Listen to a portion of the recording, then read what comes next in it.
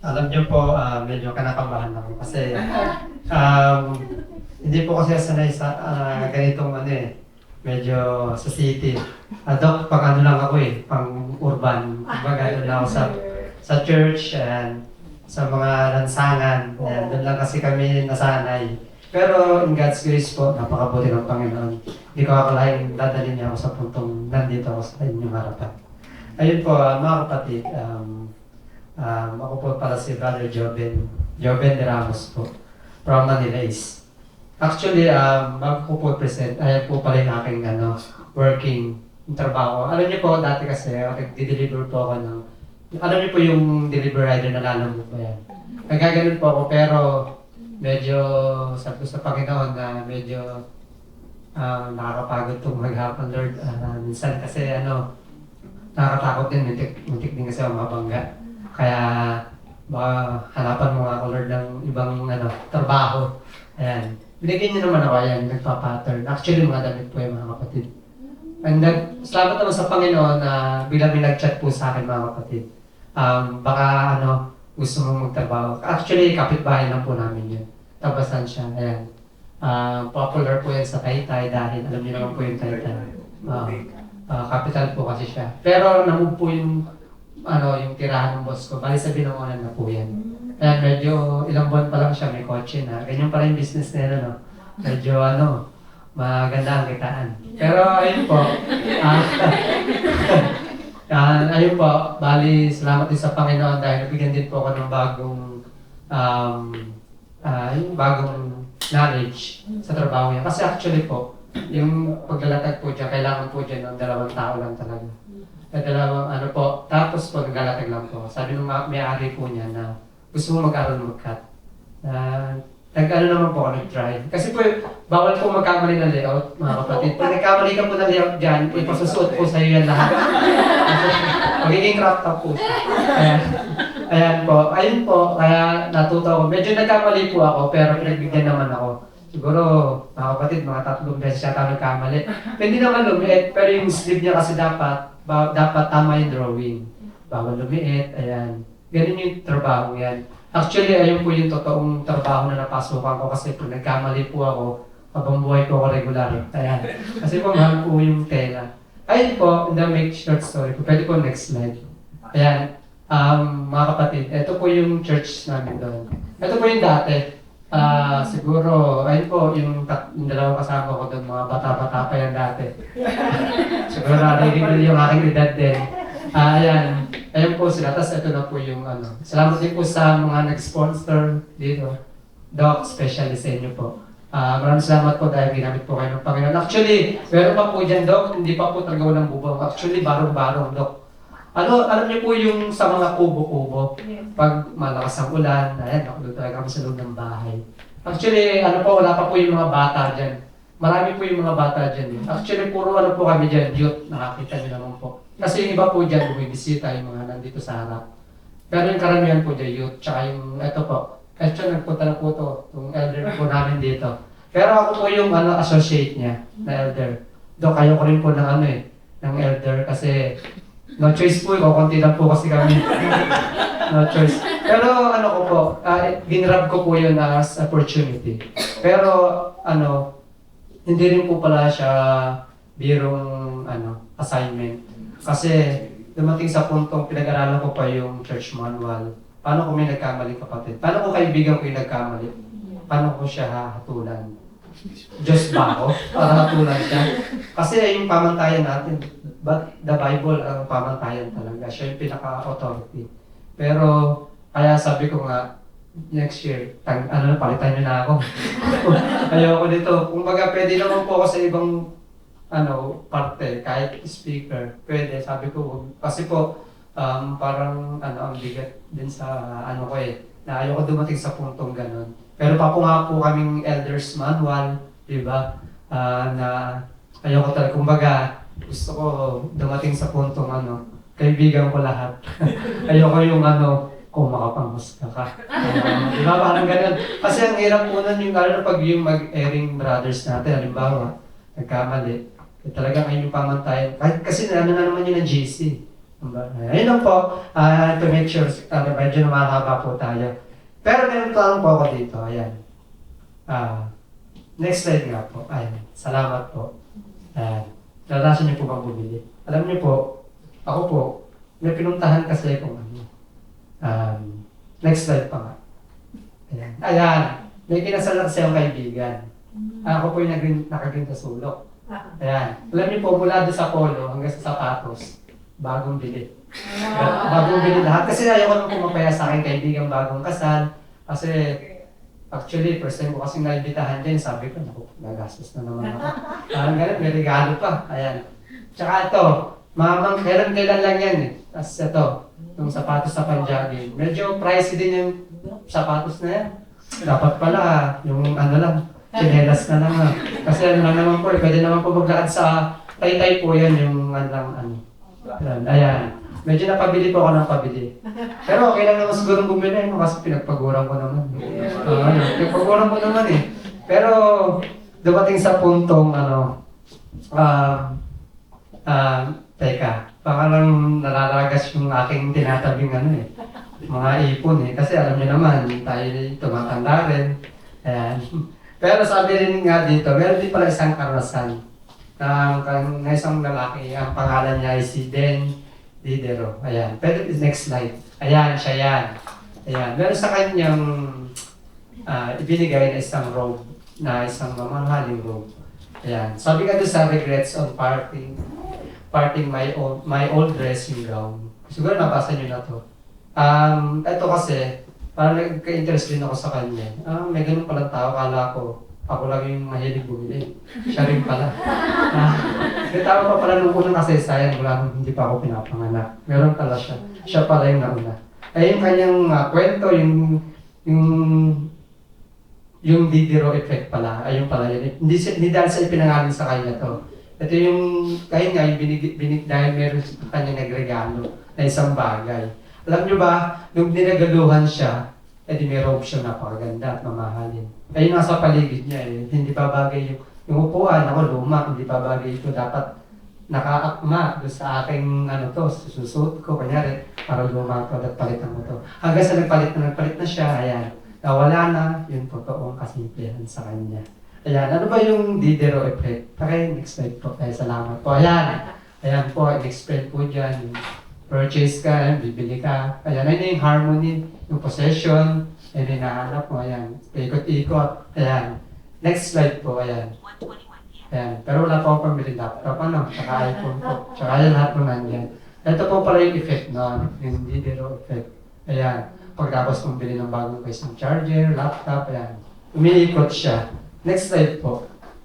Ayan. Tapos may mga, ayan, di ba? Hedonic cycle. Actually, natatrap tayo dun sa Didero kasi nga, gusto natin bumili. Tapos, ayan, ito naman hedonic. Sabi dito, ayan nakasulat naman po.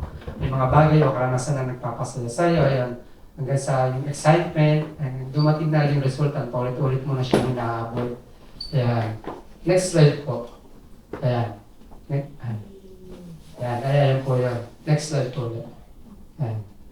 Yan. Kasi sinasabi ng mundo, ayan. Kaya yung sinabi ko, naghihirapan ko naman po bakit ba hindi. Pero ito, sabi dito, sabi ng mundo, sundin mo yung puso mo. Kung saan ka masaya, sige, gawin mo.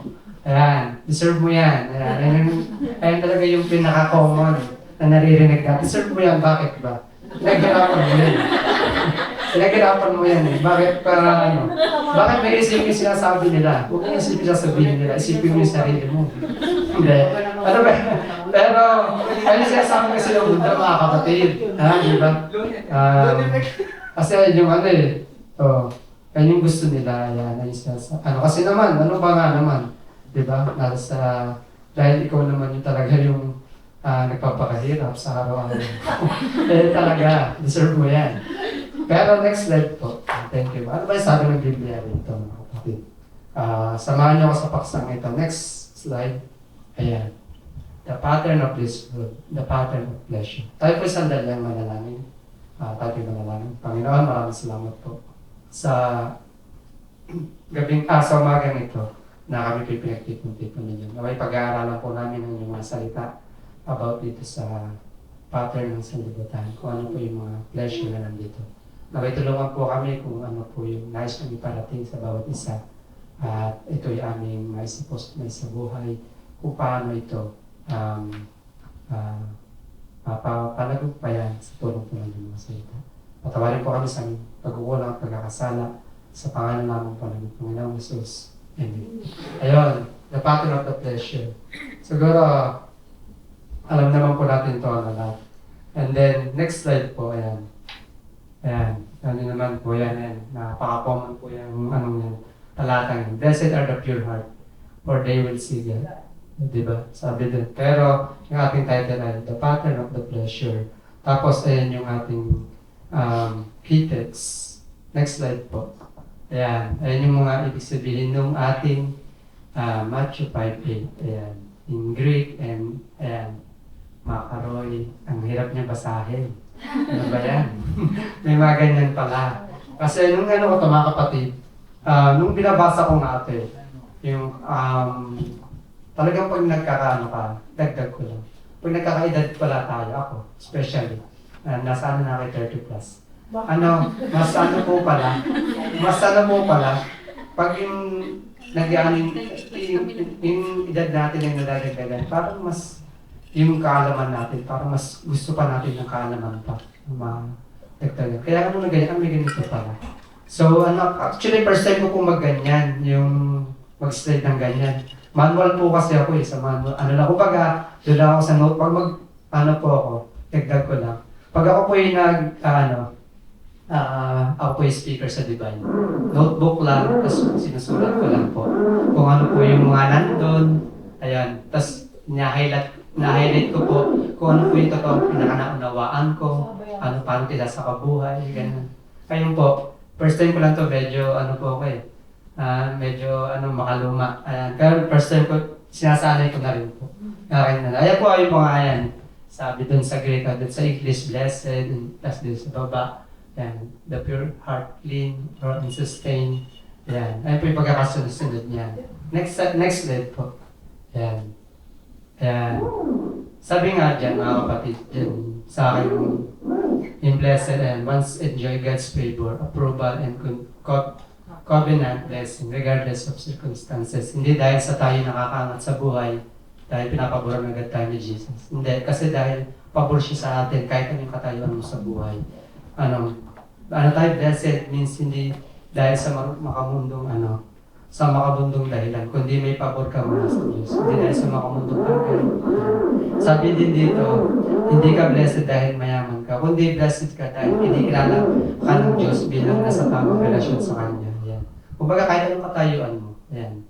Walang favorable God.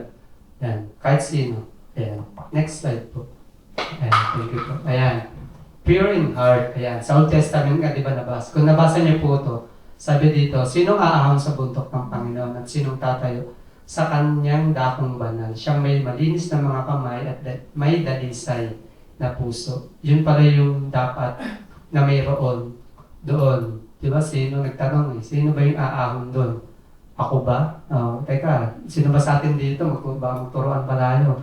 Kasi nga, bakit ba sinabi ni King David to? Na hindi nagmamataas ng kanyang kaluluwa sa walang kabuluhan at hindi sumusumpa na may kabuluhanan. Ibig sabihin, tumitingin pa rin Panginoon sa ating puso. Ayan. Yes, may mga ginagawa tayong nakalulugod sa Kanya. Ano ba yung motive? Yan. Kung gagawa. Kasi kung ano yung motibo, di ba? Doon pa rin titingin yung Panginoon. Sa New Testament, dito, physical na kalinisan, malinis na bagay, moral na kalinisan. Ito naman yung sa side po ng New Testament. Moral na kalinisan, malinis sa kasalanan, spiritual na katilisayan, pusong tapat sa Diyos. Ayan. Ito po pala ito naman yung sa side ng New Testament. Ayan. Next side po. Ayan. Pure in heart. Ayan. Ayan. Yung mundo kasi, ano ba yung sa atin, hindi naman pa naman sinasabi. Kasi tayo rin naman sa mundo, may kailangan din tayo sa mundo. Yung trabaho natin dito. Sa libutan yun. Siyempre may mga pangangailangan tayo din. Pero paano ba yung pure in heart? Ano ba yung pattern ng mundo? Ayan. Yung pattern ng mundo, hinahabol ang pleasure, kahit madumi sa ng puso. Di ba? Wala nang pakailan. Ang importante, nag-grab ko, halimbawa, gano'n. Ang mahalaga ay masaya ba ako? Ayan. O masaya ba ako? Pero yung pattern ng kaharian, hinahabol ng purity ng puso. Ang mahalaga, malinis ba ang aking puso sa harap ng Diyos? Ayan. Laging sinisiyasat. Ibig sabihin, parang dalawang tao na lang. Itong taong isang makamundong tao na okay lang, kahit na madungi siya no, at least yung oportunidad na ko. Kung halimbawa na lang gano'n. Ngunit itong taong ng Diyos, lagi niya sinisik, di bali na siyang parang tignan ng parang kawawa. Ayan. Ngunit ang hinahabol niya, kalinisan ng puso, ayun, kumbaga hindi siya bumibigay agad dun sa isang bagay na alam niyang hindi nakalulugod doon sa paningin ng Panginoon. Yeah. Next slide po. Ay, thank you po. Ay, isa pa po. Apo.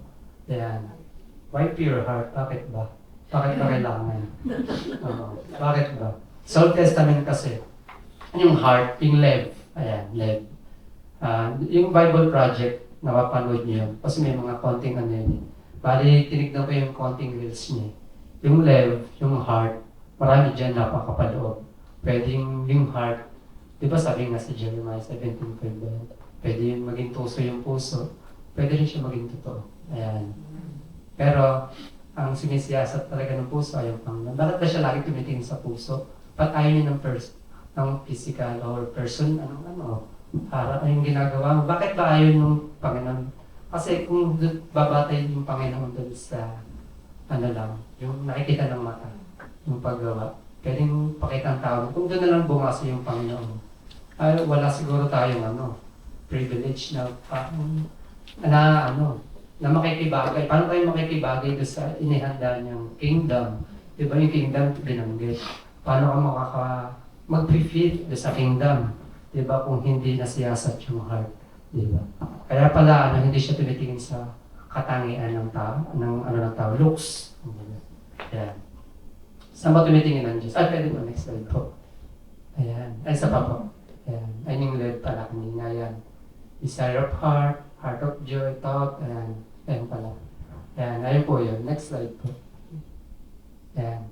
Saan daw ba tumitingin ng Panginoon? Next slide po ulit.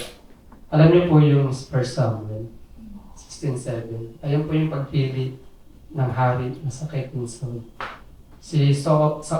Ayan. Si Saul. Hindi po Saul na sa New Testament. Si King Saul po, na first king ng Israel. Sabi diyan, di ba? Hindi tumitingin ng Diyos sa appearance. Kasi si Saul, siya yung lang yung lalaki dati na katangi-tangi maging hari. Laki ang katawan, magtatungkad, gwapo. Di ba? Ayun, doon nga yung appearance niya. Doon tumitingin kasi yan, tao. Ayan. Ngunit saan daw ba tumitingin ang Panginoon? Ayan. Sa puso. Ayan. Ayan, ang hirap basahin. Ayan, pero ayan, doon pala tumitingin ang Panginoon. Ayan, sa puso. Tsaka doon sa Proverbs 16:2, ayan. May mga daan tayong tinitingnan natin. May daan tayong sa tingin natin ay maganda sa ating paningin. Ngunit tinitimbang ng Panginoon. Ang spirit yan. Pero sa ibang heart, ayan. Kahit din sa 1 Peter 3:4, ayan. Tumitingin din ng Panginoon ay sa puso. Ano ba yung biblical ethics about dyan sa heart? Pwede po next. Ayan, salamat. Ayan, yung biblical ethics, Diyos ang higher authority. Importante ang puso na makita. Problema, mahirap makita ito ng tao. Bakit kaya? Ito naman yung mga legal ethics. Batas ng tao ang higher authority, hindi kaya makita ang puso, kaya sa action ng force. Di ba laki ng difference? Kung sa Bible, paano problema mahirap makita ito ng tao, yung heart? Kasi di ba, meron din sa parable dun sa Bible, nakalimutan ko lang po yung verse. Di ba? Dun sa nagkatagpo yung Panginoon kasi hindi naghugas ng kamay yung mga alagad na critics sila ng mga Pharisees. Hindi dahil sa pero hindi tukol yung kwento. Kasi may mga bagay na lumalabas daw sa tao. Hindi naman yung kinakain. Pero wala namang tayo sa food. Pero sinabi kasi ng Lord doon na kundi kung ano yung lumalabas sa kanyang bibig. Bakit? Saan ba nang gagaling yung ating pananalita? Ayan. Yung mga sakit na salita. Di ba sa puso? Di ba? Kaya sabi nga ng Panginoon. Ayan. Ayun ang mahirap makita. Ayun yung pinakamahirap makita ng tao. minsan kasi kala natin, halimbawa ako, kala ko, ang tulit-tulit ko tao, pero yung iba, ay ganyan ang gawain nila. Pero, motive mo, pag yun siniyasat ka ng Panginoon, parang mas matuloy pa pala yung hinahamak mo kaysa sa'yo. Nakala mo, ang tuwid-tuwid mo sa mga ginagawa natin. Yan. Kaya parang kagaya lang din yung ating topic kanina. Parang yan. Tapos dito sa batas ng tao, legal ethics, di ba yung batas ng tao? Hindi naman natin mga kapatid, parang yung mga action lang, ayan. Parang walang pagdamay. Siguro may pagdamay, yung pag-ibig, pwede. Yung pag-ibig na pabahay, ayan. Kaso nga lang mo, ang gawa, hindi maganda. Pero ayun nga, kasi mga kapatid, kumbaga yung sa batas ng tao kasi ang higher authority niya, yung action lang talaga, doon siya nakafocus, hindi niya makikita lang mamaya. Kasi halimbawa sa police, di ba mga tamang hinala sila, pero kasama talaga yun sa nila. Kaya kasama sa trabaho nila, yun yung tamang hinala talaga. Na baka may ka dyan, ganyan. Actually sa checkpoint, na-checkpoint ako, yung belt bag ko na hindi dapat buksan yun eh. Dapat kung rin visible, dahil lang titignan yun. Pinabuksan sa akin yun. Parang parang wala na yung karapatan mo bilang tao. Parang ganun. Kasi dahil sa pinapatupad nilang batas, nawawala na yung magiging makatao nila. Hindi ko nila lahat. Kasi yung Bible, yung batas naman natin mga tao, kinuha naman sa Bible. Di ba? Siyempre, yung niya, yung may batas nga nun, di ba? Pag kulong ka, pag nangalo niya ka. Ayan. Ayun po yung pagkakaiba, napakalaki ng difference. Next slide po, ayan. Ano ba yung may pure motives dyan? Ayan. Sino po kaya gumawa dyan ng mabuti? Ayan. Pwede ka palang tumulong ng may kapalit, no? Siguro, ito yung masakit na, sabi nga sa Proverbs kung kung babalikan nyo, kahit yung bayan ng Diyos, kahit yung lingkod ng Diyos, hindi talaga tayo dapat tumatanggap ng suhol, kahit na tumulong tayo dapat walang kapalit. Ayan. Kasi, bakit? Paano, sa tinulungan natin, syempre, magkikwento yun. Ayan, tinulungan ako niyan, pero may kapalit yun, diba? Para magiging, tayo, katitisuran pa doon sa tao, imbis na magiging light tayo. Diba? Kumbaga, magiging corrupt. Nandiyan ang transactional. Ito yung tumulong ito yung totoong tumulong, syempre. Tumulong ako dahil mahalaga ka, hindi dahil may kapalit. Minsan, sa mga ganito sitwasyon, kahit tayo, minsan ba, kahit sa akin, mga kapatid, minsan, paano ako tutulong, Panginoon, kahit mismo ako ay walang-wala. Pero naman natin talaga tayo sa kagaypitan, mga kapatid. Paano kaya natin gagawa yung ganitong pinapagawa ng Panginoon? Alam nyo, hindi naman tayo perfect na mga tao. May mga kamalian din tayo. Ngunit, ang hininga kasi ng Panginoon dito yung pure motives, yung puso natin sinisiyasat. Kaya pala dapat, sabi nga nung Psalms 139, siyasatin mo ang aking puso, Panginoon. At kung meron kang nakitang kalikuhan, patnubayan mo sa daan ng katuwiran. Kahit si King David, pinasisiyasat niya yung puso niya, di ba? Kasi, pag decision tayo ng mga bagay na ganyan na yan, parang nakikipag-transaction na pala tayo sa mali. Nagiging, hindi na tayo aware sa mga bagay na dapat na aware tayo. Ayan. Yung transactional health, tumulong ako, kapalit nito yung pagurog ng timpala. Di ba meron siyang napakalaki ng difference, di ba? Siyempre, pag mayroon kang hinging tulong at may kapalit yun, alam natin ang mangyayari, di ba? Sabi nga dito, alin yung medalisay na puso dito. Di ba? Siyempre, yung tumulong ng walang kapalit. Next slide po. They shall see. Ayan. To see, to behold, sabi doon. Ayan. To behold, to see. Ayan. Ayan yung option time. Ayan. Sa salitang Grego ay pandiwang o na nangangahulugan itong mga bagay na to experience, re-recognize mo, ayan. Dapat yung mga makikita, ayan. Next slide po. May tatlo siyang katangi, ayan, future tense, yung mangyayari pa lang. Ibig sabihin ng mangyayari pa lang, middle voice, yung subject na kasangkot sa kilos, ay siya rin ang nakikinabang o naapektuhan. sa middle verse, saka yung indicative mood, isang katiyakan o pangakong hindi posibilidad. Sabi, ayun nga, base din doon sa aking mga binasa niyo. Ayan yung mga yun, they shall see. And then, may tatlong kahulugan din, may mga kahulugan. Ay, next po pala siya, sorry. Ayan po. Makikilala at maranasan ng Diyos sa kasalukuyan. Ano ba yung mga yan? Ayan. Ang tao may malinis na puso ay may mas malinaw na nakakilala ng presensya at pagkilos ng Diyos sa kanyang buhay. Sa ating pang-araw-araw na pamumuhay, ayan, kung ano ba yung ating ginagawa. Ayan. Sabi nga rin, di ba, may mga kasabihan na kung ano yung laman ng iyong puso ay siyang bukang bibig. Parang gano'n. Kung anong laman ng bibig, siyang bukang bibig. Parang gano'n. Kasabihan yun eh. May gano'n.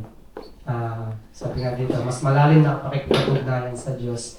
Hindi lang intellectual, nakaalaman, kundi personal na relasyon. Kasi pag nag-iisa ka na lang, nandun talaga yung totoong background.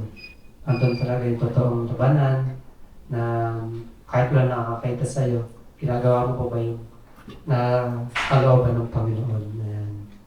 Next step po. Ayan, thank you po. Ayan, ganap na makita. Ito yung tatlong kahulugan, ibig sabihin ng they shall see. Ayan, doon sa Acts, sa Apocalypse, tsaka dyan sa Juan. Naniniwala sila na yung pangakong ito, naniniwala sila na tumutukoy rito sa pangakong makaharap ng Diyos sa kanyang kaharian. Yung mga scholar daw yan, naniniwala na ganun din yung sinabi dyan sa mga talatang yan, sa mga verse yan. Ayan. Ano ba itong mga pagkasabi ko? Ayan, mga kapatid. So what? Ano naman? Ano ba yung mga pagkasabi mo? Next slide. Ayan. Ayan. Alam niyo yan siguro, ano? Alam niyo yung kwentong yan, mga kapatid. Siguro hindi naman daw. Digit sa inyong halapan. Ayan. Ang guarded heart, weak to temptation, sa kahinaan ng temptation, ayan, nahulog sa kasalanan.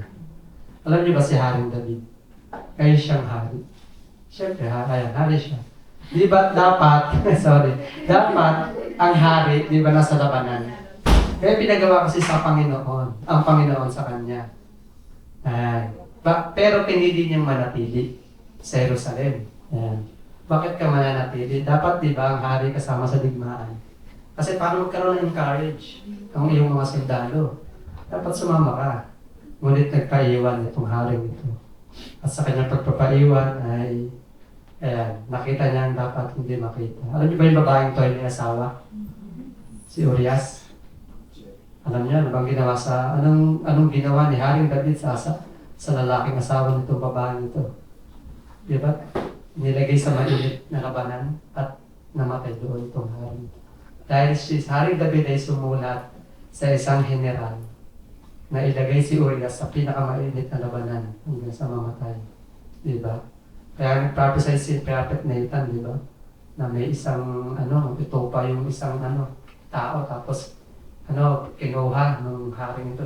At ito naman si Haring David ay padalos-dalos yung kanyang impulsive decision na patayin, dapat yung tao yun. Siya pala yung papatayin. Diba? Oras na makagawa ka pala ng isang pagkakamali, o nagawa mo na yung pagkakamali na yun. Yung iyo palang iniisip, yung padalos, pag na oras na nakakommit ka ng isang pagkakasala, parang yung pag-iisip, parang nawawala ka sa tamang pag-iisip. Diba? Kasi nag-presence na yung Prophet Nathan na papatayin. Siya pala yung papatayin. Patawarin mo ako, Panginoon. Di ba? Ano siya? Humingi siya ng tawad. Kumbaga, mahirap din pala. Mahirap din, hindi pala. Mahirap pag ikay nakagawa ng kasalanan. Nasa state ka ng emotion mo na badalos-dalos ka pala or nakagawa ka ng mali. Parang hirap mag-desisyon. Ayan. Ay pala yung dapat gawasan natin. Kumbaga, naging si King David, naging babala na siya sa atin. Babala siya. Ayan, next slide. Ayan, thank you. Ayan, lahat tayo ay parang si King David. Yes. Iba't iba lang yung ating tinitignan. Ayan. Kaya halito natin si Bathsheba sa mga bagay ng makamundo. Ayan, pleasure. Ayan. Ayan, yung mga bagay na tinitignan natin na maaaring mahulog tayo sa isang ilap. Ayan. Kasi sinahan dito, di ba? Yung pag hindi yung unguarded heart natin ay humahantong to sa mahina at naluhulog sa tentasyon. Ayan. Next slide po. Kaya ang buhay pala ng tao ay parang usok lang. Ayan. Sabi sa Ecclesiastes, di ba? Lahat ng bagay, meaningless. Walang kabuluhan. Sabi ng mga di ba? 38 times kaya inulit to. Ayan. Pero tayo parang minsan ayaw natin pakinggan. Bakit ba? Di ba? Kasi pinugusto natin yung ginagawa natin eh. Kahit na mali ito. Ayan. Bakit ba? Ayan. Pero ang dulo pala nito ay pagpapalayo sa Panginoon. Ayan. Yung puso natin hindi natin pinasakop. Yung pusong mas inuna yung kagustuhan kasi sa Panginoon. Ayan pala yung doon ka pala mahuhulog sa bitag na yun. Ayan.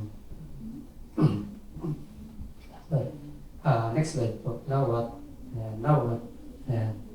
Next slide po. Ayan. Ayan. Now what? Ayan. Ayan. Ayan. Ito tayo. Nakakapa naman po yung oras ko. Bago ito na po kasi kayo. Ayan. Sabi dito, suruin ang puso, hindi lang ang kilos. Di ba, meron sa Bible na basa ko, nakalimutan ko lang. Binasa ko kanina umaga yun eh. Baka sa kabalang siguro, kaya nakalimutan ko. Ayun nga, kailangan pala natin ipasiyasat yung puso talaga natin sa Panginoon. Tanungin ang sarili, bakit ko ginagawa ang mga ginagawa ko? Yan. Meron pala tayo na pagbubuli-buli sa ating mga sarili. Kahit ako, mga kapatid, tinatanong ko yung sarili ko. Bakit ko ba nagawa yun, Lord? Diba? Sabi nga, kaya, kay Paul, kung nabasa niyo yung Romans 7, yung mga bagay na gusto kong gawin na hindi ko magawa. Ngunit yung mga bagay na ayaw kong gawin, nagagawa ko, di ba? Kaya sabi din sa mga niya, ligtas mo ako, Panginoon, sa katawang itong mga kasalanan. Kahit si Paul pala, nag-struggle din. Kumbaga sa atin dito, pero nakaranas yun. Kahit tayo pala, yun, nakaranas din. Yung ibang mga, sa Bible, yung mga character doon. Kahit si Paul, di ba, naranasan din. Ginawa ko ba ito para sa Diyos o para sa sarili kong kasiyahan? Reputasyon ang pakinabang. Yes, nakinabang tayo eh. Pero yung reputasyon natin sa paningin ng Panginoon, di ba nadumisa dahil sa ginawa natin pagkakamali? Actually, pag gumagawa tayo ng kasalanan, nagiging rebelde sa Kanya. Yan. Yan. Next slide po. Yan, salamat. Piliin ng katalisayan kaysa pansamantalang kasiyahan. Bakit ba pinapipili sa atin ito? Sa ating bawat desisyon, ito ba nagpapalapit sa akin o nagpapalayo sa Diyos? Kasi tayo mga lingkod ng Panginoon. Paano na lang kung tayo ay nalugmok doon sa pagkakamaling iyon? Paano pa tayo magiging ilaw? Di ba tayo ilaw ng sanlibutan? Paano na lang kung wala ang ilaw ng sanlibutan? Diba? Sabi natin sa Matthew. Palapit din yun doon sa Matthew 5 yun, buong chapter doon. Na paano na lang kung mawala ang alat ng sanlibutan? Ano na lang Panginoon? Ibig sabihin, nasa atin yung karunungan ng Panginoon na lang natin matotohanan. Yes, hindi ko sinasabing maging totoo. Pero yung buhay natin pala, makita dun sa ating nilalakaran. Ayan. Kasi, ayun nga, baka kasi nagpapalayo na sa atin yung kasiyahan natin. Tinatangkilik o nawawala na sa atin yung kadalisayan dahil sa ating mga ginagawa. Hindi lahat ng masaya ay mabuti at hindi lahat ng mabuti ay agad masaya. Yes, kasi minsan yung mga masaya, sobrang kasiyahan mo, nakakapag-desisyon ka na minsan ng bagay na sabi nga bago yun. Huwag kang magdidesisyon pag masaya ka. Kasi basically masaya ka, nagdesisyon ka. Yung pagdidesisyon mo pala ay kung hindi mo ikinasama ng kapwa mo. Di ba? Kung galit ka naman, huwag ka nang magdidesisyon. Di ba? Maaari mo rin kasama. Pwede rin kasama ng kapwa mo. Di ba pareho lang? Di ba? Kumbaga, hindi lahat ng masaya ay mabuti. Kumbaga, may masasayang bagay sa ating buhay. Ngunit, ipagsiyasat mo na natin sa Panginoon. Kumbaga, ipasiyasat mo na natin kung ano ba yung masaya na nakalulugod sa Kanya. Next slide yun. Yan. Ilisin ang isip araw-araw. Maglaan ng panahon para sa Diyos. paglaan ng panahon para sa pagbabasa ng salita ng Panginoon ng Diyos, pananalangin, pagsisisi at paghingi ng kapatawaran, pag-iwas sa mga bagay na nagpaparami sa isip at puso. Alam naman natin mga kapatid, kung ano yung mga nagpaparami sa atin, ayan, kung ano yung mga bagay na dapat natin iwasan, ayan. Yung mga salita ng Panginoon, ayan. Alam nyo mga kapatid, hindi naman ako ligtas sa mga bagay na yun. Kasi bilang lalaki, ayan, meron din akong kahinaan. May mga kahinaan ako. Minsan napapatingin din sa mga bagay na hindi dapat tignan. Ayan, bilang lalaki, mga kapatid. Pero, aminado ako doon. Pero, alam nyo bang, inihingi ko talaga sa tulong ng Panginoon na ano yun. Kailangan din ma-overcome. Bilang lalaki. Kasi nakakahiya sa Panginoon. Tsaka, nag-lead ako. Ako. Kaya minsan, pag, alam niyo yung nakagawa ka ng isang lapig sa kanyang paningin. Parang ang hirap sumunod sa kanya. Nakakahiya na Lord kasi, ginawa ko di ba? Mas nakakatakot yun kung hindi mo ilalapit yun pagkakamali niyo. Kumbaga, hingi natin sa Panginoon kung yung trigger na yun na dapat po natin lapitan sa tulong niya. Ayan. Kung magti-trigger, alam natin doon tayo babagsak. Next page po. Ayan, thank you po. Patuloy ng mga pattern ng mundo. Ano ba yung mga pattern? Ng mundo, ayan. Ano ang pleasure na kumontrol sa iyo? Ayan. Social media ba? Pornography, materialism, approval ng tao, entertainment na naglalayo sa Diyos. Dito ngayon, nakita ko dito yung approval ng tao. Pwede pala pwede pala maging pleasure yun. Pwede pala maging pattern ng mundo. Yung approval. Kung baga nakikinig ka sa sinasabi niya, gano'n. Parang doon ka nakahilig ka na lang sa sasabihin ng iba. Kung baga parang wala ka ng responsibility sa sarili. Parang gano'n. Ayan. Sabi dito, kailangan alam natin yung pleasure ng mundo na naalagaan mo. Ano ba yung mga inaalagaan mo? I-surrender mo yun sa Panginoon. Kung ano man yung mga yun. Siguro hindi naman dyan lahat. Kung anong kahinaan natin, i-surrender natin. Ipanalangin natin, i-commit natin sa Panginoon na baguhin niya tayo sa biyaya at awa niya. Kasi wala naman imposible sa Panginoon. Ang panalangin, maraming nabagong buhay. Di ba maraming nagte-testimony? Di ba? Dahil sa paglapit nila sa Panginoon. Actually, ako rin nga, dati, mga kapatid, dagdag ko rin. Manginginom din ako dati. Alam niyo ba, mga kapatid, na naging Adventist ako. Sabi nga ng mga kaibigan ko, ba't ka na ganyan? Ang bata mo pa, seryoso mo. Ang seryoso mo sa buhay. Kasi napadaan ko ako sa street namin, nagiinuman sila dito. Nakapostura ako, Dok. Nakapostura ako, oy, pastor. Mga sarcastic nilang asa. Alam niyo ba, mga kapatid, dumating sa punto rin yung dumating sa puntong yung sinasabi nila na nagkaka-epekto. Pero sa tulong ng Panginoon ay ulti-ulti na yun. Kasi pag oras na tumalikod ka dun sa nakagawin na naaasarin na talaga Ayan. Para bumalik ka ulit sa amin. Ayan. Pero ayun, habang lumalalim sa Panginoon sa tulong niya, mas ito yung makikita mo, lumalawak yung range mo, yung isip mo. Ito pala yung dahilan. Ayan.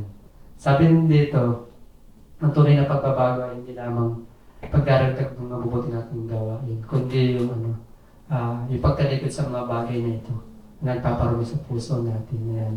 Kasi tayo rin pala yung makikinabang sa mga bagay na ito. Ayan. Sabi din dito, next slide po.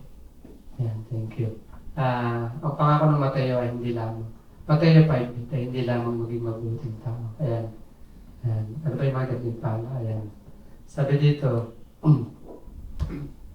purity shades our desire. Next po pa. Sorry. Ayan. Next po po. Ayan. Yung pleasure ng mundo, ayan. Diba, kagaya rin ng kanina. Ikaw ang susunod dito. Importante kung ano yung magpapasaya sa akin. Ito yung pleasure ng mundo. Puso ko, ayan. Ay puno na panandali ang pagkakontento. Ngunit, ano ba yung gusto ng kaharian? Mauna yung kadalisayan, di ba? kaysa sa at yung totoong kaligayahan. Ayan. Sinusuko mo yung sarili mo sa mo rito sa gusto ng Diyos. Importante ang alignment. Sa alignment kay Jesus. Ayan. Is my heart after God. Ayan. Sukdo lang pagkakontento. Ayan. Kumbaga, ito yung ang laki lagi ng difference, di ba? Ng pagkakaiba. Ng pleasure ng mundo. Kasi yung pleasure ng mundo, saglit lang naman yun. Di ba? Kaya rin, ka sa SM, maghapon. Ipakasaya ka doon. Pagdating mo sa bahay mo, ikaw uli yun. Di ba? Parang entertain ka lang ng mundo. Para mawala lang yung pagkabagot mo. Ayan. Pero yung totoo palang yung totoo palang kontentuhan ay nasa Panginoon. Ayan. Ayan. Next slide po. Ayan. Patapos na pala tayo. Ayan. Sabi dito, kapansin nga dito sa Matthew 5:8. Kapansin-pansin na hindi tinanggihan ni Jesus ang kasiyahan. Yes. Karapatan pa rin naman tayo masiyahan. Ayon sa kanyang pamantayan. Ayan. Hindi naman dahil Adventist. Pag tayong mga Adventist, minsan nakasabihan tayong boring nyo. Sabi nyo, bawal kainin. Ayan lang. Depende sa inyo, di ba? Kasi nakakasanayan ng mundo, parang tayong mga Adventist, napakahigpit natin sa utos. Yan. Pag yung mga taong tagalabas ang sa atin, tignan tayo, di ba? Pero hindi. Kung tayo mga lingkod ng Panginoon, ng mga nakakaunawa ng kanyang salita, walang boring. Hindi tayo dogmatic dito, di ba? Napakalaya kaya natin. Lalo ako, sa akin, maaga pa. Ayan. Maaga pa para mag-alas 3. Sa akin, nung nakawala nga po ako sa pag-iinom ko. Kasi nag-iinom ako eh. Nabot po ako ng madaling araw sa pag-iinom. Umaga na. Umiiling na yung mga tao. Nakarinig na nga ako eh, mga kapatid. Alam niyo, narinig ko. Mga walang pangarap sa buhay. Siyempre, mag-apo ka sa bahay. Sa lansangan nag-iinom. Pag hindi, ganun talaga marinig sa'yo. Marinig mo. Hindi na. Pero doon po, nung narinig ko kayo mga kapatid, dagdag ko rin. Nawala yung lasing ko eh. Totoo naman eh. Totoo naman talaga. Kaya ayun, kaya napunta rin ako dito. Tsaka na po yung kwento ko. Nadadagdagan ko pag invite niyo ulit ako. Mahaba po kasi. Kaya yun nga po, gusto din yung kasiyahan sa Panginoon. Pag nakalala mo pala siya, ayan. Nandun yung kakontento. Ako, ayun nga, yung sabi ko ngayon, pinagbibili ko kung ano-ano. Okay lang din naman yun kasi kailangan din natin yun, yung mga bagay na yun. Ayon sa sitwasyon. Kung ano yung sitwasyon kasi pupuntahan tayo, yun yung sitwasyon, dapat lang gawin natin yun. Kung ano yung nasa sitwasyon. Pero yun, kasi yan na pinangako ng Panginoon, ayan, ay napakaganda. Sabi nga dito, ang pinangako niya ay mas malalim at mas pangmatagalang kagalakan, ang pribilehiyo makita nila ang Diyos. Ibig sabihin, tayo, sa atin muna nag-umpisa. Yan. Kung sa atin nag-umpisa yun, yung bagay na yun, may kalinisan na puso at dalisay na puso, ayan, makikilala nila yung Diyos sa buhay natin. Ayan. Yung pangaraw natin pamumuhay. Actually, mga kapatid, may mga tao, tinitignan yung buhay natin.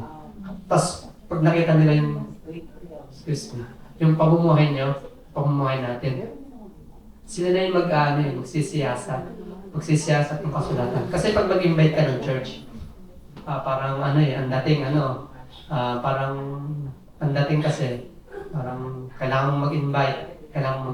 Parang nagiging burden mo tuloy. Pero kung yung buhay mo yung nakikita niya, yung classmate mo kasama sa trabaho, siya yung mismo magtatanong sa'yo eh. Pwede ba kami umatin dyan? May gumanon kahit sa akin mga kapatid, yung kapitbahay kong katapat ko. Malakas din mag-inom yun. Nakakadalawang bote ng Red Horse sa isang araw. Ayun nga, pwede ba magsimba dyan? Nung gumaganon siya. Gumaganon lang siya, pero hindi siya nakainom. Kasi bagong binyagan pala ako ng Dok. Parang nahihiya din ako mag-invite. Gano'n kasi parang sa tingin ko, kasi manginginom din ako eh. Tapos i-invite kita. Baka pagalitan tayo doon. Kasi napakababaw ko pa talaga yun, Dok, mga kapatid. Nung naging Adventist kasi ako, nagbabasa ng mga Bible. Kasi meron backside akong kasama sa trabaho, doon sa pagtatabas. Sumama lang din naman ako, Dok. Ganun ba? Sige, nakinig din ako. Ay, binyagan na. Sige, magpabinyag din ako. Hindi ko naman nakalain na aabot sa ganito. Kumbaga, bawat taon na lumipas at mga araw sandali na pinagbigyan ko yung sarili ko, mga kapatid. Kasi pwede rin naman akong umalis eh. Pwede naman umalis eh kung ano, bakit? Kasi invite mo lang naman ako eh. Tapos ano lang naman eh, wala naman akong malalim na relasyon sa Panginoon. Tinignan ko na may ganyan pala pagsamba nila. Kasi Catholic po, born Catholic. Ganito pala sila. Ang ganda pala ng church nila. Kasi nakapagsimba. Sa ano po yan? Sa ano Rizal. Malapit kay na Sir Frank. Kaya Frank. Ayan. Tapos, Dok, nakita ko yung mga damit. Ang gaganda. Ako, hindi ako pwede dito. Kasi naka-polo shirt ako nun eh. Naka-rubber shoes. Pero pinagbigyan ko yung sarili ko. Ayun nga, short story. Hanggang sa ngayon daw, nakikita niyo po kasi yung katayuan, maraming salamat sa Panginoon. Ayan. Tapos sa huli-hulihan, kapit na tayo matapos. Ito ang tunay na kaligayahan na hindi kayang ibigay ng anumang pansamantalang kasiyahan ng mundo. Ayun. Yung makilala natin yung Panginoon, dapat lagi pala natin siyang kinikilala sa buhay natin araw-araw. Kasi hindi dahil, yes, salamat sa Panginoon dahil nagkaroon tayo ng karunungan sa Kanya. Yung mundo naman may karunungan din eh. Siyempre, hihimayin natin kung ano yung mapapabuti sa atin. Kasi mayroon din inaalok yung mundo na maaaring sobra-sobra na hindi na nakakabuti. Dahil ang sobra ay masama na. Sabi nga. Pero yun yung mga kapatid sa huli-hulihan. Ito yung tuloy na kaligayahan. Yung makita sa ating puso, una, yung Panginoong Jesus na ating kinabubuhay sa ating buhay. Yan. Yung pang-araw-araw natin na pamumuhay, makita pala ito dapat ng mga tao. Ayan. At sabi nga dito, makikita nila ang Diyos. Siyempre, mag-uumpisa pala yan sa ating mga Adventista na nakatanggap ng malaking liwanag. Ayan. And then, sila ay makikita nila yung Panginoon. Yes, hindi tayo perfect, pero hindi natin sa Panginoon na makakay sila sa tulong ng Panginoon. Hindi dahil sa ating mabubuting gawa, kundi dahil nakita nila kung paano tayo minahal ng Panginoon. Ayan. Hindi dahil sa atin basta Ito lang, next slide po. Nagpapatayan. Ay, wala na pala. Ayan, praise God. Ayun lamang po at sana po ay meron tayong tutunan ngayon sa salita ng Panginoon. Happy Sabbath.